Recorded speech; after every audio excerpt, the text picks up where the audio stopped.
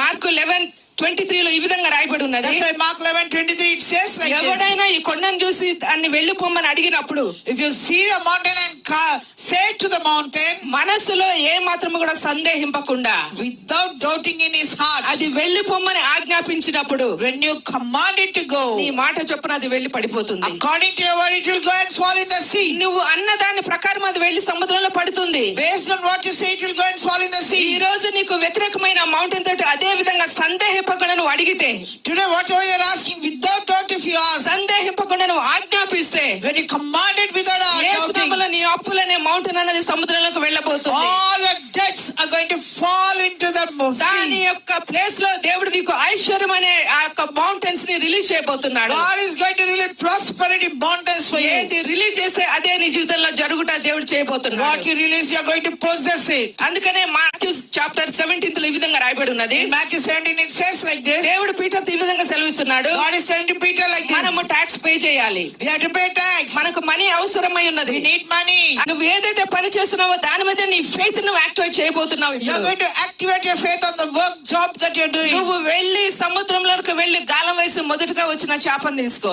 Go and cast your net in the sea. అప్పుడు tax కట్టడానికి ఆ చేప నోట్లో నీకు నా కోసం మనీ అనేది అక్కడ ఉండబోతుంది. Automatic the money that has to be there, it will be in that fish. Actual thing అనేది అసలు ఫిష్ నోట్లో మనీ లేదు. Actually there is no money in the fish mouth. దేవుని నోట్లో ఉన్నది. It is in the God's mouth. దేవుని యొక్క నోటి మాటలో ఉన్నది. By the word what he said it is దేవుడు there. ఎప్పుడైతే దాన్ని రిలీజ్ చేశాడో వెంటనే ఆ చేప నోట్లో మనీ అనేది వచ్చింది. When he released it, it came into the fish mouth. దేవుడి యొక్క వర్డ్ అన్నది, మాట అన్నది, ఆ కమాండింగ్ అనేది ఇప్పుడు సేమ్ తీసుకొచ్చి నీ నోట్లో పెట్టాడు. The same thing what he commanded is putting it in your mouth. ఏదైతే అతడు ఆజ్ఞాపించినప్పుడు దేవుడు చెప్పినప్పుడు మనీ వచ్చిందో, When he commanded, when the money came into the fish same mouth, అదే కమాండింగ్ తోటి దేవుడిని యొక్క నోటి ద్వారా మనీని రిలీజ్ చేయబోతున్నాడు. God is going to release that money through your mouth also. దేవుని యొక్క నామాలు ఇప్పుడు నీకు మిరకల్స్ ని నేను రిలీజ్ చేస్తున్నా. I release miracles for you right now. Financial miracles యేసు నామములో నీ కోసం నేను రిలీజ్ చేస్తున్నా. I release financial miracles for you right now. నీ యొక్క సిచ్యువేషన్స్ అన్ని దేవుని యొక్క పవర్ ద్వారా అవన్నీ చేంజ్ కాబోతున్నాయి. All your situations in your life are going to be changed by God's power. Power అనేది నీ అప్పుల్లో లేదు.